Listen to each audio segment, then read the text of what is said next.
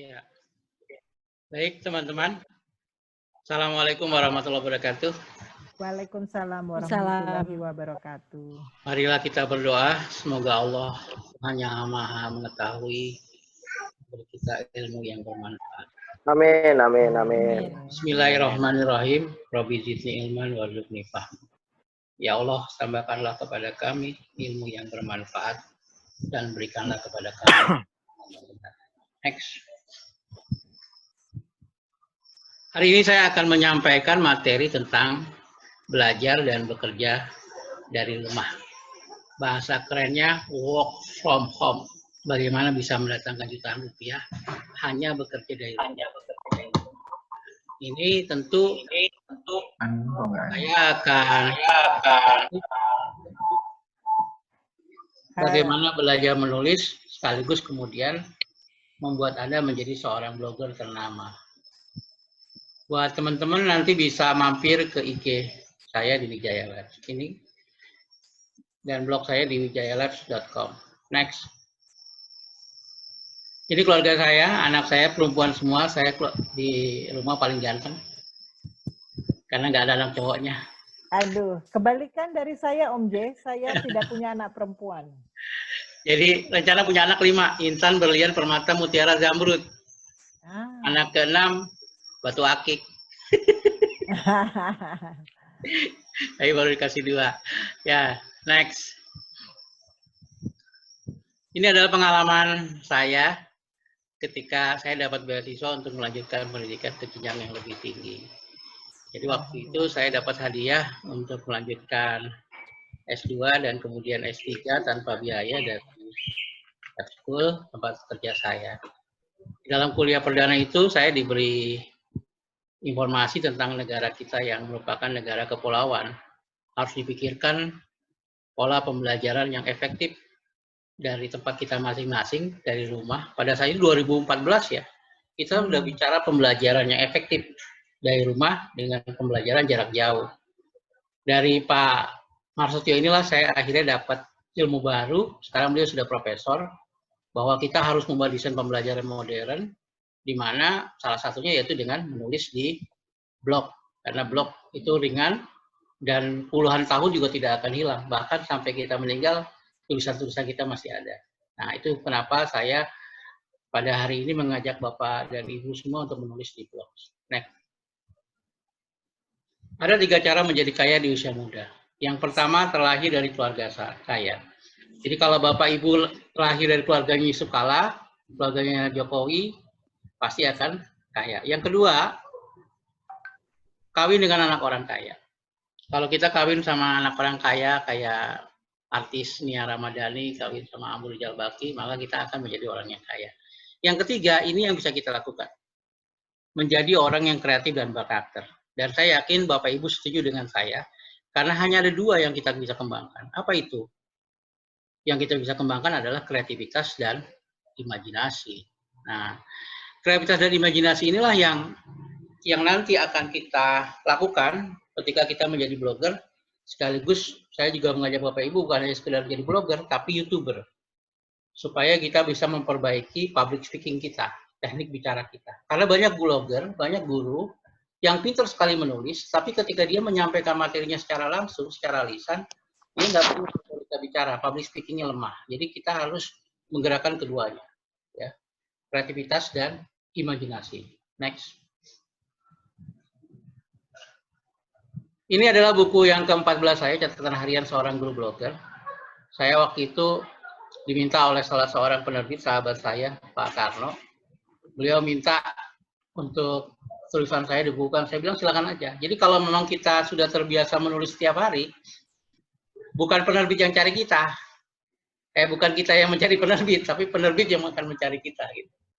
Jadi kalau lihat kan teman-teman tuh kan banyak yang terkadang ikut pelatihan-pelatihan, niatnya harus dilurusin, bukan cari sertifikat, tapi cari ilmu yang kita dapat.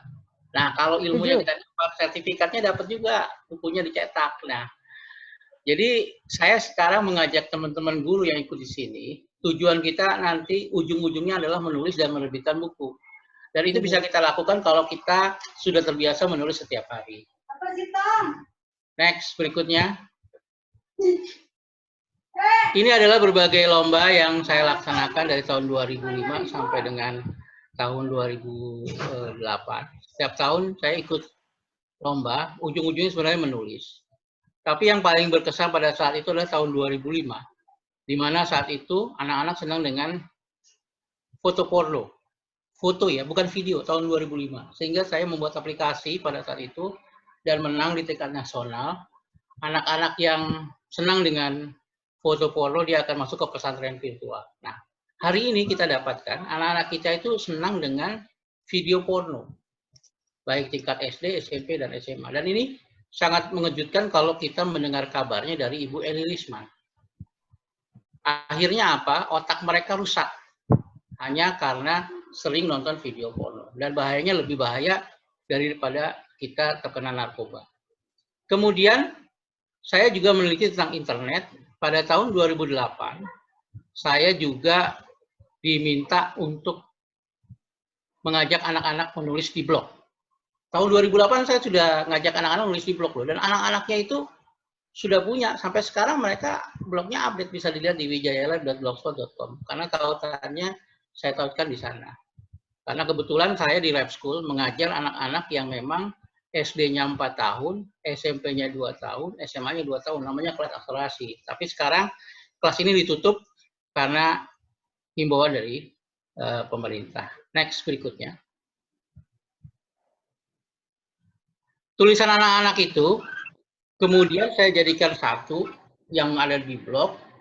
Saya rajut menjadi sebuah buku yang menarik, menjadi judul yang membuat orang akhirnya terkesan. Judulnya Yuk Kita Ngeblog. Dan pada saat itu saya mendapatkan hadiah uang tunai sebesar 20 juta rupiah dan disiarkan langsung di televisi Republik Indonesia. Itulah saat-saat saya merasakan keajaiban ngeblog. Karena saya tidak mengira hobi saya menulis setiap hari di blog itu bisa mendatangkan penghasilan yang di luar gaji saya. Saat itu saya masih menjadi guru honor. Belum diangkat menjadi guru tetap. Dan Bapak Ibu bisa lihat, batik yang saya gunakan pun juga berbeda dengan teman-teman yang lain. Itu karena saya menjadi guru besar. Guru yang berbadan besar. Jadi ketika dibagikan batiknya, nggak ada yang muat warna merah. Ukuran saya 5L.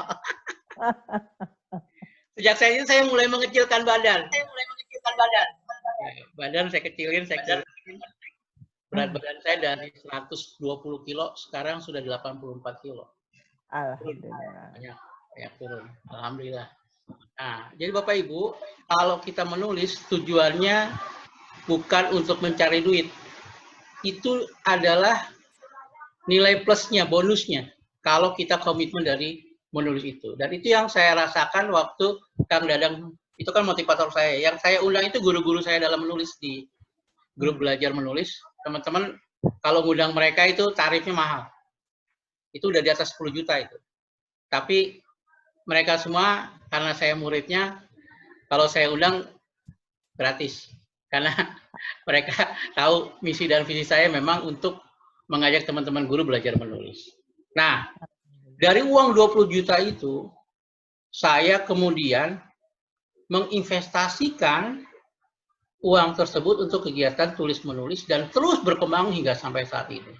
Nah, jadi Bapak Ibu kalau nanti Bapak Ibu merasakan dapat uang yang banyak, yang tiba-tiba rezeki nomplok, nah itu kalau bisa diinvestasikan, jangan dihabiskan uangnya. Next. Nah, ternyata dalam sebulan saya dapat lagi uang dari blog, lomba blog. Sekarang masih aktif blognya di wordpress.com, wijayalab.wordpress.com. Jadi blog itu nggak harus berbayar Bapak Ibu. Pakai yang gratisan aja dulu. Kayak Pak Dedi, Pak Agus Sampurno, itu semuanya blognya gratis. Kecuali kalau kita sudah mulai punya brand dan kita merasa harus pakai embel-embel.com gitu. Kalau saya kan karena memang sudah sering join dengan Traveloka dan Ruang Guru, otomatis brand saya di sana, saya harus punya penghasilan tambahan dari situ. Dan ketika jadi pembicara di Bali, hampir setiap tahun saya ke Bali, saya udah jadi langganan mereka gitu untuk berbicara tentang blog. Makanya saya suka disebut guru blogger Indonesia. Jadi teman-teman Bali lah yang awalnya menulis Oke, saya beri julukan Guru Blogger Indonesia. Sampai saat ini brand saya Guru Blogger Indonesia. Dengan mantra ajaib, menulisnya setiap hari dan buktikan apa yang terjadi. Sampai saat ini, disertasi saya, kemudian S2 saya, tesis saya tentang blog. Ini saya mohon doanya, saya sedang meneliti tentang pengelolaan blog secara kolaboratif dalam meningkatkan keterampilan menulis siswa. Nah, dari blog inilah saya nggak pernah beralih ke yang lain, walaupun sekarang saya sudah sedikit demi sedikit mulai nyoba YouTube, menjadi YouTuber, karena saya lihat ini menarik juga ya, karena terus terang YouTube itu kan sekarang banyak ininya, unlimitednya, banyak gratisnya ya. Jadi kalau paket-paket data internet itu sekarang kalau pakai YouTube tuh nggak makan pulsa, dia langsung free, gratis langsung dari providernya. Makanya menggunakan YouTube itu sekarang menjadi rekomendasi PGRI dalam pelatihan-pelatihan lab YouTube, karena bisa dibuka kapan aja, jadi nggak harus secara langsung. Next, berikutnya. Nah ini karena saya sering berbagi, hadiah-hadiahnya juga luar biasa gitu. Mulai dari Acer, dapat laptop, dapat uang, terus saya tanda tangan kontrak keliling Indonesia dengan perusahaan Amerika gitu ya. Terus dari Kompasiana, blog milik Kompas, sering diundang sama Kompas juga keliling Indonesia. Terus dari Bank Syariah Mandiri, suka diundang juga untuk apa daerah-daerah binaan mereka. Sehingga kemudian saya harus berpikir, saya mulai memperbaiki public speaking saya, cara bicara saya. Kalau nulis kan mungkin itu keterampilan tingkat tinggi ya, tapi ternyata kalau kita sudah mulai menjadi pembicara, kalau kita sudah menjadi narasumber, keterampilan berbicara juga itu penting. Makanya ketika saya diminta ikut lomba pidato, saya ikut dan alhamdulillah dapat juara 2 walaupun belum menjadi juara 1. Jadi waktu itu saya diminta untuk ikut lomba pidato oleh kepala sekolah saya dan pimpinan saya di lab school, dadakan gitu. Karena dadakan saya nggak siap sama sekali. Cuman saya hanya cerita aja pengalaman saya menjadi guru blogger, dan dari menulis itu alhamdulillah saya bisa keliling Indonesia. Rupanya itu menginspirasi, apalagi ketika saya cerita mobil baru saya ditabrak sepeda motor, dan alhamdulillah menjadi baru lagi setelah saya ikut asuransi kendaraan bermotor. Cuma gitu doang, 7 menit dapat berapa tuh? 7,5 juta. Lumayan. Ngomong itu cuma kayak udah Ustadz Abdul Somad aja, atau almarhum Kiai Jalur MZ, cuma sebentar tapi bayarannya gede. Next, berikutnya. Nah, ini teman-teman ya, kalau teman-teman dulu, saya kan tipenya nulis di koran, terutama di opini ya. Jadi kalau buat kita di guru itu apa dosen, kalau udah masuk tayang di kolom opini Kompas, itu udah levelnya udah penulis inilah berkelas lah. Waktu itu ceritanya berapa kali saya nulis di Kompas, cuma sekali dari ribuan kali, baru sekali. Terus saya bilang sama istri saya, Mah, satu saat Kompas yang akan nerbitin tulisan ayah. Kejadian. Seorang wartawan Kompas, wartawati Kompas datang ke sekolah, nanya-nanya tentang saya, karena beliau lihat, namanya Mbak Esther, lihat tulisan-tulisan saya di blog gitu. Dan ternyata pengunjung juga banyak. Apa sih rahasianya? Mereka akhirnya datanglah ke sekolah. Gitu. Tanya-tanya. Dan saya nggak tahu kalau itu akan masuk di rubrik sosok. Nah, berkat inilah saya bisa melanjutkan sekolah ke S3. Next. Nah, ternyata televisi udah mulai banyak tuh. Dari dunia blogger masuk ke dunia televisi. Mulai saat itu saya banyak diundang sama Bank Indonesia, televisi-televisi. Salah satu yang paling berkesan buat saya itu yang di Dai TV. Teman-teman bisa dilihat di YouTube bagaimana saya diliput. Cuma pada saat itu saya bilang sama kameramen, men, tolong ya liputnya atas sampai perut aja. Perut ke bawah jangan. Emang kenapa Pak? Takut bayi dalam kandungan saya bangun. Soalnya saya gitu. Nah, itu saya mulai meluncurkan buku-buku tuh, buku terbaru dengan, jadi bikin kerjaan saya tuh menciptakan brand, termasuk ini, Guru Belajar Menulis tuh brand saya. Nah, nanti mungkin bersama Aisyah kita bikin brand baru, Bu. Saya ada niat sama Bu Dr. Capri untuk bikin brand-brand baru yang kita bikin. Jadi namanya, saya tuh kan creative writing ya. Jadi kerjanya tuh menciptakan hal kreatif, konten kreator. Kalau yang inti buku udah jalan, saya bikin baru lagi. Orang kan kebanyakan bukan inti buku namanya, bedah buku. Saya bikin namanya inti buku. Dibiayai sama Bank Indonesia, dikasih kaos segala macem. Saya ngundang, pokoknya semua udah ditanggung lah. Pembicara tuh cuma menyiapkan konsep dan idenya. Nah, dari situ kemudian saya juga mengundang salah seorang tunanetra. Pada saat pulang itu susah banget nyari taksi. Tahun berapa tuh? 2012 ya? 2012 tuh susah banget cari taksi. Saya cuma berdoa sama Allah di masjid Bank Indonesia. Saya bilang, ya Allah, berikanlah saya kendaraan baru ya Allah. Biar saya kalau ngundang orang tunanetra nggak sengsara seperti ini. Karena ngundang tunanetra kan kita harus ngantar sampai rumahnya kan. Saya harus punya kendaraan ya Allah. Bener. Dikabulkan sama Allah. Saya dapat mobil baru. Nah ini kenapa saya begitu semangat menulis berkat motivasi dari seorang tunanetra yang dia buta tapi bisa dapat beasiswa ke luar negeri gitu. Nah ini kan inspirasi banget gitu. Dan membuat saya akhirnya, wah ini gila nih. Gue harus bisa. Termasuk juga Imam. Imam kan sekarang jadi, kita waktu itu pernah komitmen. Salah satu kita pasti nanti akan ada yang keluar negeri, sekolah keluar negeri. Nah, ternyata kejadian, Imam sekarang di Austria. Melanjutkan S3 di sana, dan kemarin sudah jadi salah satu narasumber kita di Belajar Menulis Buku. Terus saya sendiri, alhamdulillah dapat tugas belajar singkat, ya kursus singkat ke Cina, ke Universitas China University of Mining and Technology, jadi ITB-nya Cina lah. Ya untungnya sih baru tahun kemarin, coba kalau tahun sekarang nggak bisa pulang saya, ditahan di Wuhan. Karena itu nggak jauh dari Wuhan. Ya next, berikutnya. Nah, ini teman-teman pasti udah tahu penulis buku bahasa Indonesia. Namanya Ibu Siti Rahmanur Rauf. Ini guru SD saya. Beliau meninggal dalam usia 98 tahun. Tapi yang saya selalu ingat pesan beliau, Jai, kamu harus jadi seorang penulis. Penulis yang berbeda. Kalau zaman Ibu dulu menulis merangkap pelukis. Jadi cover bukunya itu dibuat oleh beliau sendiri karena dulu nggak ada zaman komputer ya. Saya waktu mengunjungi beliau, saya banyak mendapat info seputar menjadi guru tangguh berarti cahaya. Nah, akhirnya jadi buku saya tuh yang laris manis, warnanya merah, diterbitkan oleh penerbit Indeks.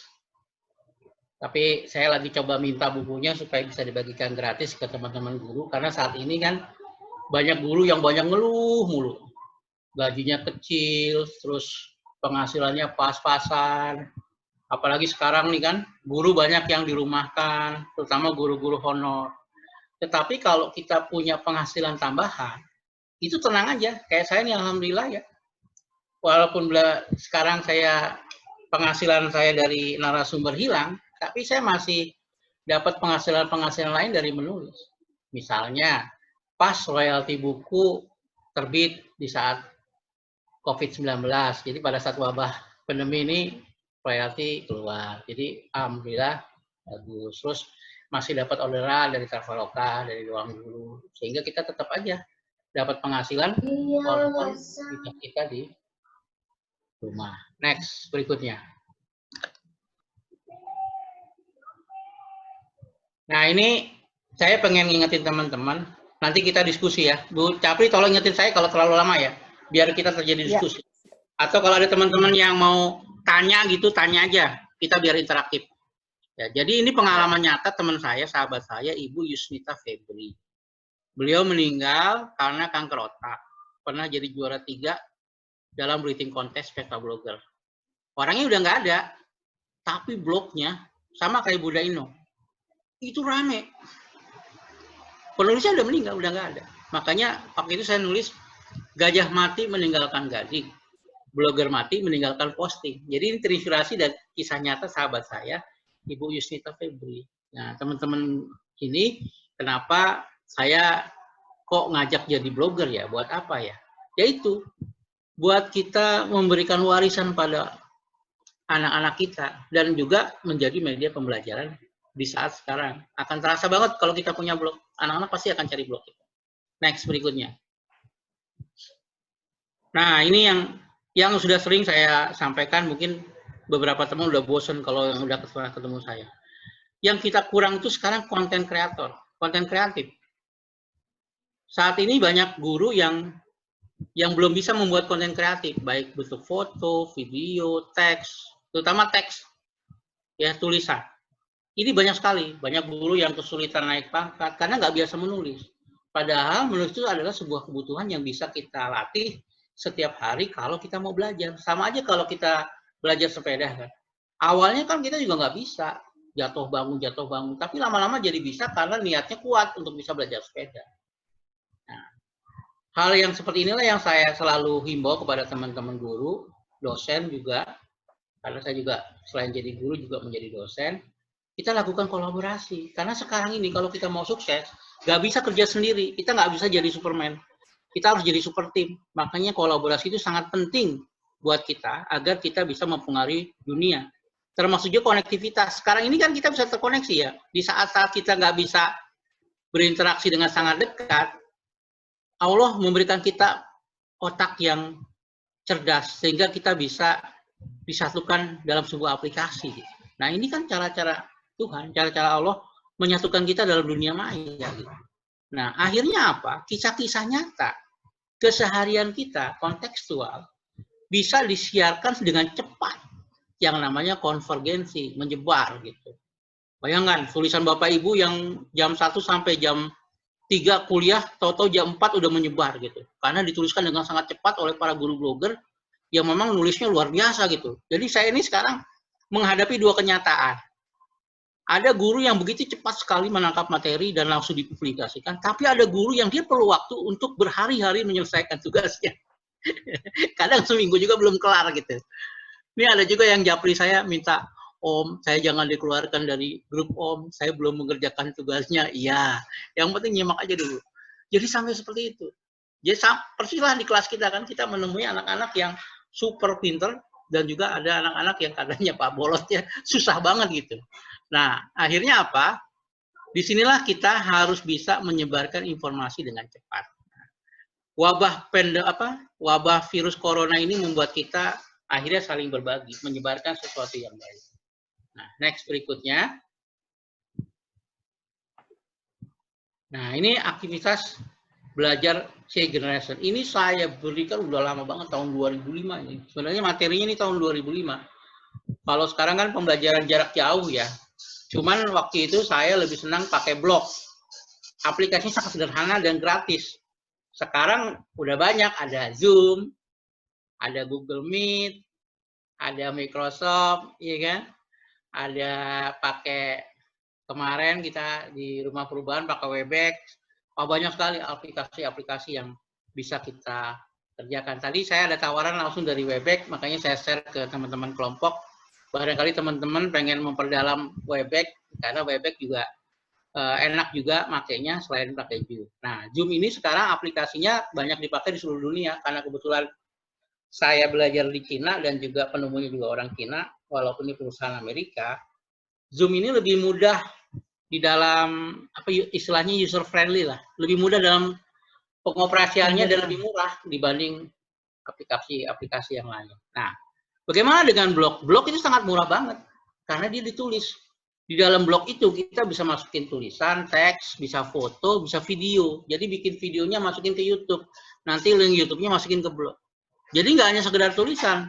Bapak Ibu bisa lihat blog saya yang video, yang full video, itu ada di wijayalab.blogspot.com. Itu rata-rata video, kumpulan dari video-video saya. Makanya saya mengajak Bapak Ibu mulai sekarang, bikin materi video di YouTube, jadi YouTuber, nggak hanya jadi blogger. Pengayaan materi, kalau ada buku-buku nih, digital nih, kalau udah jadi, taruh di Google Book. Kalau ada penelitian, masuk di jurnal online, syukur-syukur terindah Scopus. Sehingga Bapak Ibu bisa, terutama yang PNS, naik pakatnya cepat, pensiun bisa 4E, kan keren kan, pensiun 4E, udah kayak profesor kan. Guru yang sampai 4E itu di Indonesia masih jarang, bisa 1-2 lah. Rata-rata mentok di 4A. Terus kemudian diskusi. Kalau dulu kita zamannya lewat Facebook, lewat Twitter, lewat WA. Sekarang anak-anak udah pakai Line, pakai Instagram. Udah beda. Jadi memang mau nggak mau, pembelajaran jarak jauh ini untuk anak-anak generasi menurut saya generasi Z ya, itu udah beda banget. Terus materi presentasi yang seperti saya bikin ini sebenarnya udah ada di SlideShare. Bapak Ibu bisa lihat contoh-contoh slide presentasi banyak banget di SlideShare.net. Tinggal dicari gitu. Dan itu kemudian nanti disimpan. Kalau saya nyimpen filenya, karena saya pernah mengalami kebakaran di sekolah, itu di Google Drive. Ya, kalau kita di Microsoft pakai OneDrive. Ya, sehingga apa? File-file itu akan tersimpan dengan rapi. Saya masih ingat kemarin ada guru yang nangis, sedih, 20 artikelnya hilang semua karena kena virus. Terus saya tanya, Ibu nyimpennya di mana? Di laptop. Waduh, kalau di laptop harus ada antivirusnya. Sebenarnya nggak hilang, dia cuma terhidden doang gitu. Tetapi kalau kita nyimpennya di drive, di awan, istilahnya sekarang di cloud, apalagi di cloud, itu aman karena nggak ada virus, udah anti proteksi gitu. Dan relatif lebih lama ketimbang kita taruh di laptop. Kalau laptopnya rusak, hilang juga filenya. Kalau laptopnya kayak teman saya tuh Pak Ali Kudori, habis sholat, laptopnya diambil maling, hilang. Nah, kalau kita taruh di drive kan nggak bakal hilang. Nah, anak-anak kita itu sekarang kita ajarin begitu, nyimpennya di awan, di internet. Jadi semua tugas-tugasnya udah ada di situ semua, termasuk pakai Google Classroom misalnya. Kemudian kita pakai e-learning, itu semua udah di situ semua. Makanya saya perpaduan blog sama Moodle itu wah keren banget. Saya sudah lakukan di 55 kota di Indonesia dalam tajuk e-learning untuk rakyat bersama Pak Onowe Purbo. Next berikutnya. Nah ini kalau kita cek pendapat siswa itu, anak-anak tuh senang. Anak-anak senang. Nah sekarang mereka harus belajar dari rumah. Tidak belajar internetnya di lab komputer. Buat anak-anak desa, orang namanya Ndeso, itu dia bisa internet, bisa buka-buka akses YouTube segala macam, dia bisanya di sekolah. Tapi di rumah dia nggak bisa. Kenapa? Karena memang peralatannya nggak ada. Bagaimana sekarang kalau misalnya Bapak Ibu menemukan ada anak-anak yang nggak punya HP, nggak punya akses internet? Ini pertanyaan yang disampaikan Prof. Asmi Suparman ketika kita kuliah S3 di TP. Kalau Bapak Ibu mengajar di daerah terpencil, Bapak Ibu harus mempelajari pembelajaran yang modern. Gimana caranya? Wah, pada jawabnya keren-keren semua. Tapi ternyata jawabannya cuma satu. Gunakan teknologi yang ada. Nah, teknologinya apa? Kalau Bapak Ibu teknologinya cuma mulut, ya pakai mulut. Kalau pakai kertas, ya kertas. Ya, jadi gunakan teknologi yang ada. Karena guru itu kan diberi pikiran ya untuk semuanya. Sehingga dia bisa kreatif dalam mengembangkan kreativitas dan imajinasinya. Next, berikutnya. Next, berikutnya.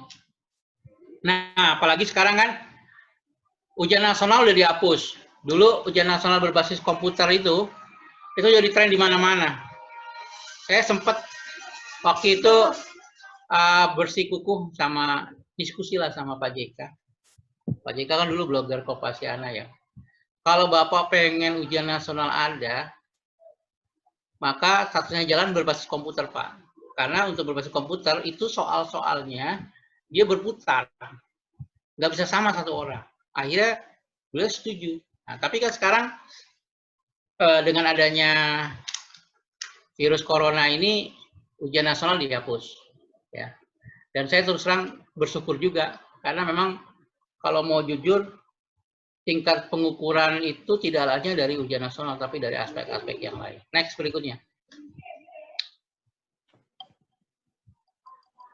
Nah, ini saya menemui beberapa pejabat, mulai dari Anies.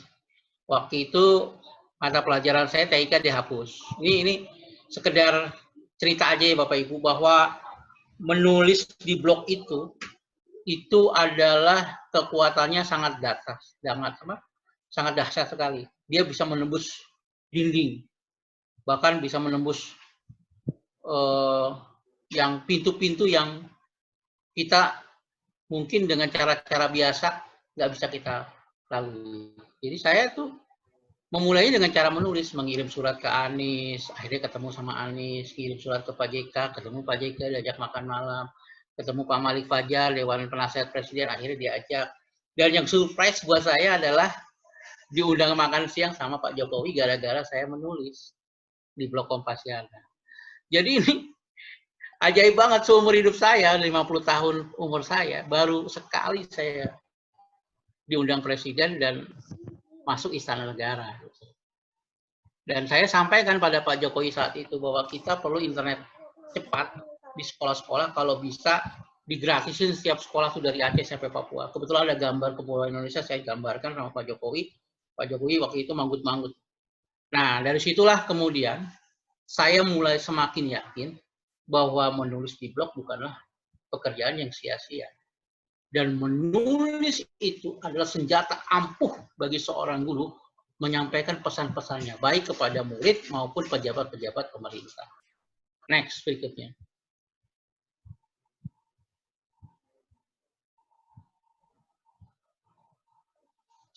Pak Capri, bisa dilanjut? Ya. Nah, Udah. ya siap. Nah, dari sini kemudian saya sama teman-teman bikin yang namanya Olimpiade TIK Nasional.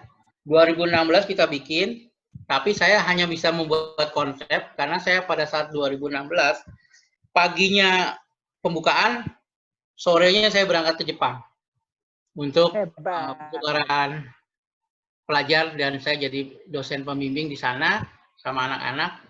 Jadi anak-anak itu stay selama 40 hari di universitas di negara Jepang dan kami banyak belajar dari orang-orang Jepang tentang kedisiplinan dan juga jadi dari situlah ide itu muncul gitu. Makanya saya Jepang aja bisa, kenapa kita enggak? Nah, itu rame tuh Olimpiade TIK. Kebetulan saya punya teman-teman yang tangguh ya, yang tim yang solid. Jadi di belakang saya itu ada teman-teman yang tidak terlihat. yang teman-teman perlu tahu, saya punya tim yang banyak di belakang. Cuman mereka tidak pernah mau tampil. Jadi tipenya tipe akar yang menopang. Jadi seolah-olah Om J doang yang nungul gitu. Tapi sebenarnya di belakang saya banyak orang yang mendukung saya. Gitu. Nah, orang-orang inilah yang mendukung sampai kita bisa melaksanakan Olimpiade TIK yang kelima di Jakarta Competence Center. Nggak kerasa ya. Nah, ini tahun 2020 rencana kita adakan di akhir tahun. Mudah-mudahan virusnya udah selesai. Dan jadi perlu diingat ini modalnya hanya tulisan aja loh Bapak Ibu. Kita bikin Olimpiade itu modalnya tulisan. Ngajak guru-guru, ngajak anak-anak, kalau mau yuk kita patungan 100 ribuan. Jadi uangnya bukan dari negara, tidak ada 1 sen pun uang negara. Semuanya ide dari tulisan. Dan akhirnya apa? Kita bisa bertahan hanya modal dari ide, sebuah tulisan. Dan akhirnya diapresiasi oleh Menteri, Pak Muhadjir juga kita ketemu, dan akhirnya beliau juga banyak mengapresiasi kita. Nah, inilah teman-teman saya katakan, bahwa dunia tulis-menulis itu bukan dunia yang menurut kita, menurut mungkin teman-teman yang sekarang baru belajar menulis, ya dunia ecek-ecek gitu, dunia biasa. Tapi saya temukan dunia menulis itu adalah dunia yang luar biasa, di mana ide-ide kita bisa kita wujudkan dalam dunia nyata. Yang awalnya mimpi, itu akhirnya nyata gitu. Yang dulunya urun angan menjadi urun tangan. Kan kita tahunya dulu yang namanya Olimpiade Sains Nasional dibiayai oleh pemerintah berjenjang kan, tapi sekarang kita bisa bikin sendiri gitu, hanya dari sebuah ide dari menulis. Nah, itu ya teman-teman, dahsyat ini.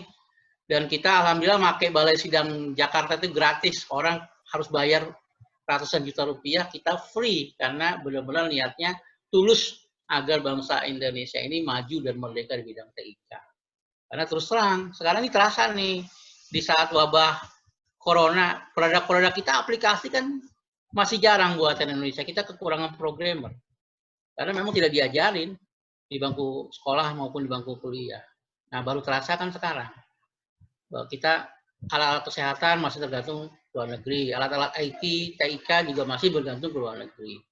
Jadi susah. Data-data kita itu lebih banyak diambil sama Google, sama Facebook, ya sama yang lain-lain lah data kita. Nggak ada data-data pribadi kita sekarang yang aman tuh nggak ada. Semua udah terbuka. Makanya ketika saya kemarin, Om kok masih pakai Zoom? Emang kenapa? Nanti datanya diambil. Ah, sekarang aja data kita udah diambil. Lagi pula berapa miliar sih tabungan lo di internet? Jadi ini sekedar ketawa-ketawa aja buat teman-teman yang masih ragu dengan Zoom. Next berikutnya.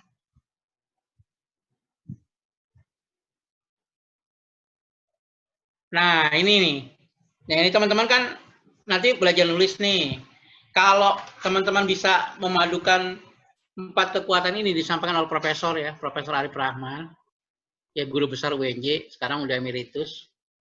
Dia mengatakan ada 4 kekuatan manusia.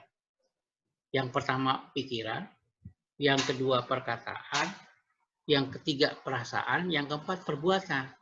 Kalau pikirannya kita positif dan yakin, pasti perkataan kita mengatakan pasti bisa.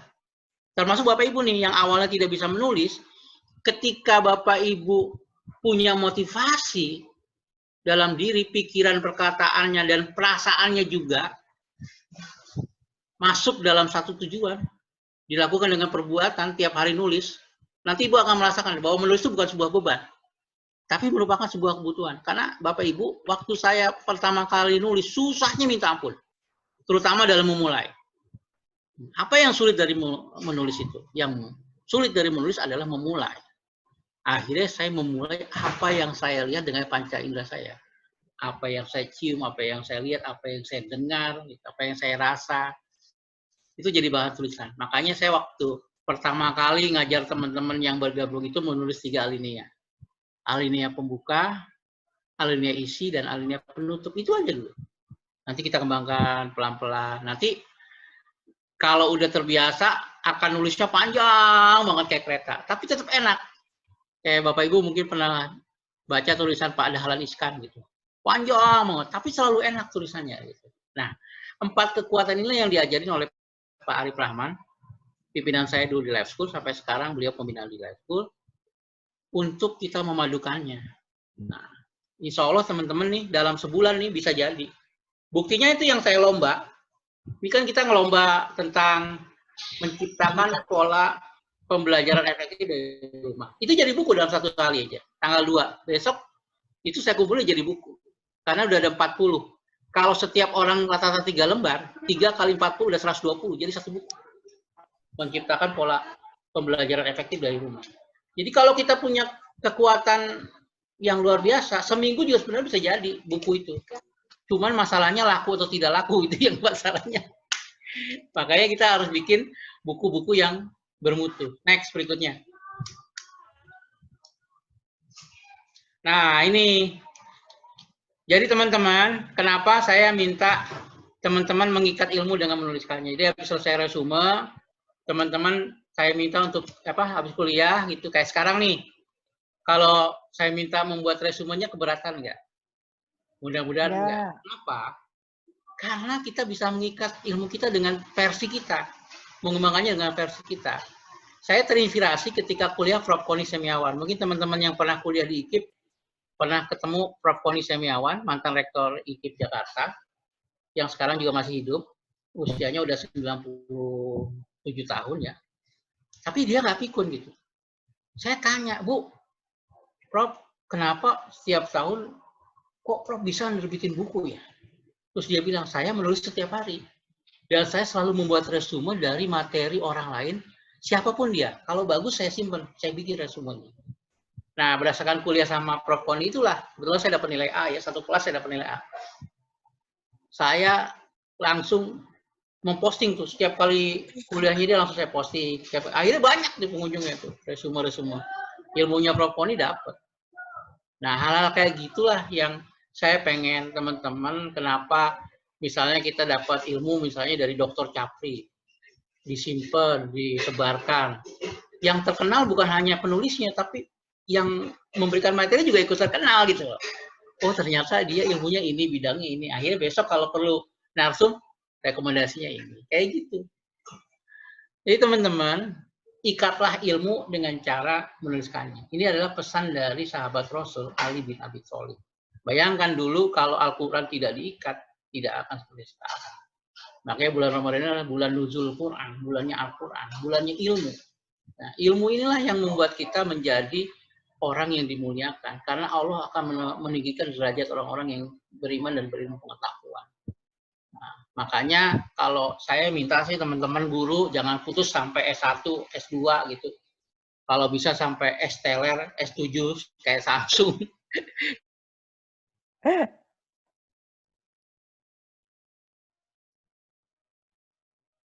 Halo? Om Jai, putus Om Jai. Om Jai, internetnya Kalau putus masih ada Om kesempatan Jai. S3, kuliah S3. Oke. Internetnya siapa? Oke, tadi ada apa namanya? Ada tidak terdengar. Oke, terus Om. Sekarang terdengar? Terdengar, siap. Ya. Next berikutnya, Mbak.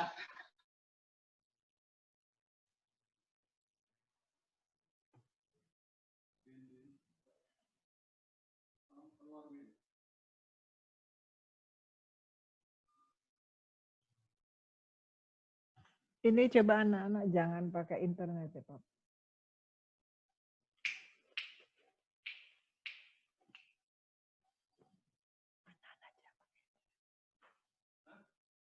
Halo? Halo? Halo?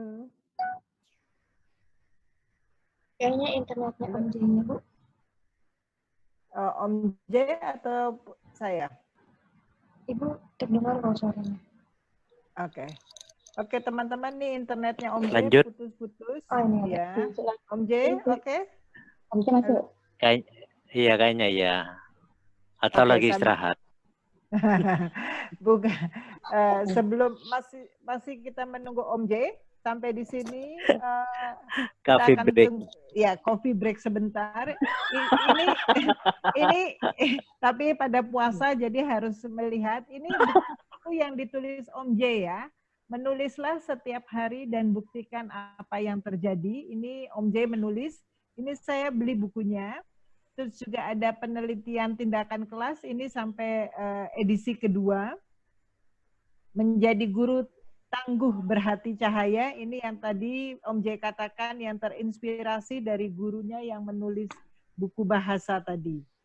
Oke, ini kalau belum baca, saya ini tambahkan yuk investasi untuk beli buku. Ya, jangan kalau saya selalu mengumpamakan kalau kita jajan itu hanya buat perut, tapi untuk otak kita tidak pernah jajan. Nah, jajannya untuk otak kita adalah dengan membeli buku atau sekarang pun juga bisa melihat dari media-media lain, tidak hanya buku seperti dalam internet dan YouTube, itu semua banyak sekali informasi-informasi, tapi tetap harus membaca.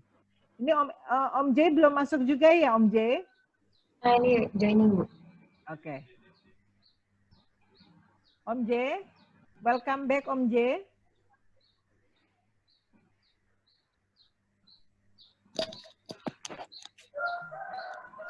Oke, Om J sudah ada ya? Ini buku-bukunya Om J ini bagus sekali Om J. Kalau kita tertarik bisa dapat di mana Om J?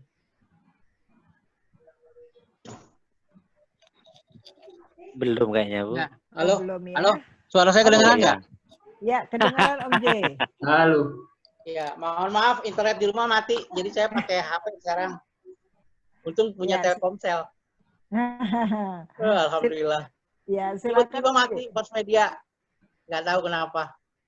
Ya. Jadi teman-teman, ini adalah buku-buku yang sekarang saya akan bikin dalam bentuk digital. Oke. Dan saya akan bagikan, satu buku sudah saya bagikan di blog, 2 buku lagi saya minta ke penerbit tentang penelitian tindakan kelas, ini juga bestseller. Dan kemudian menjadi guru tangguh berarti cahaya, ini juga bestseller. Saya juga sedang saya minta ke penerbit Indeks untuk materinya dibagikan kepada teman-teman dalam bentuk digital. Berikutnya Mbak Capri, next.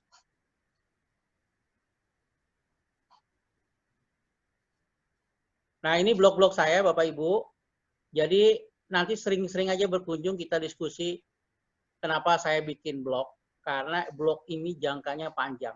Ketimbang kita nulis di Facebook, nulis di Instagram gitu. Nah, ini dia bisa bentuk foto, bisa bentuk video, bisa bentuk teks ya, gambar-gambar, sehingga bentuknya ini bisa dinikmati oleh mereka-mereka yang mungkin jaringannya agak lemah di daerah-daerah. Beberapa kali saya diundang jadi narsum ya, saya tanya gitu, kayak kemarin di Batam, Bapak tahu saya dari mana? Dari blog Om Jai gitu. Oh, dari blog ya. Terus tulisan apa yang menarik? Itu loh Om, tulisan Om J tentang bagaimana menulis setiap hari dan akhirnya menerbitkan buku. Oh gitu, udah, terima kasih. Ya, akhirnya bisa jalan-jalan ke Singapura tuh sama istri. Berkat punya blog bisa ngajak istri ke Singapura, jalan-jalan, kan dahsyat. Gitu. Suami istri bisa bulan madu lagi. Untungnya belum ada corona tuh. Kalau udah ada corona, aduh udah susah deh. Ya, silakan lanjut lagi. Udah habis belum Mbak? Kita diskusi aja. Oke, Nah, ini yang ini apa Om? Yang ini ya, leading the mind ini, dan nah ini saya beritahu teman-teman bahwa netizen, para pengguna internet itu kebanyakan sekarang wanita sama orang muda, anak muda. Jadi kalau nulis, kalau bikin video, bikin foto yang disukai oleh wanita sama anak muda. Karena mayoritas pengguna internet itu kebanyakan perempuan. Dan juga anak-anak remaja, anak-anak muda. Jadi kalau kita mau nulis, disesuaikanlah dengan eranya kekinian. Eranya anak-anak muda, eranya wanita. Makanya seperti yang disampaikan oleh Pak Edi kemarin, kalau kita nulis tentang makanan, pasti bukunya laku. Ya, tentang nulis buku, menu-menu masakan, itu pasti bukunya laku. Karena disukai oleh banyak wanita. Terus kita di YouTube tuh kayak seperti Ria Ricis, Atta Halilintar, itu kan memang konsumennya untuk anak-anak muda. Nah, hal kayak gitu, mudah-mudahan bisa menginspirasi kita untuk menulis dan juga menyebarkan informasi. Ya, ada lagi Mbak, silakan. Nah, ini yang paling berkesan nih, diskusi yang alot nih. Teman-teman bisa lihat ketik aja kurikulum bergelangan TIK, nanti dapat saya, itu pengunjungnya juga udah banyak. Gitu. Saya nyantai aja. Nah, ini YouTube saya. Teman-teman bisa subscribe. Setelah saya diajarin sama Paman Apik, jumlahnya udah lumayan nih, 800 lebih nih sekarang. hebat. Mudah-mudahan aja bisa nambah terus. Doain ya. Teman-teman yang belum subscribe, bisa nambah. Nah, itu prestasi saya. Terus e-booknya bisa teman-teman bisa gratis ya, download, silakan aja itu. Ya, udah ini hadiah dari Om J untuk kita semua, buku e-booknya yang diberikan secara gratis.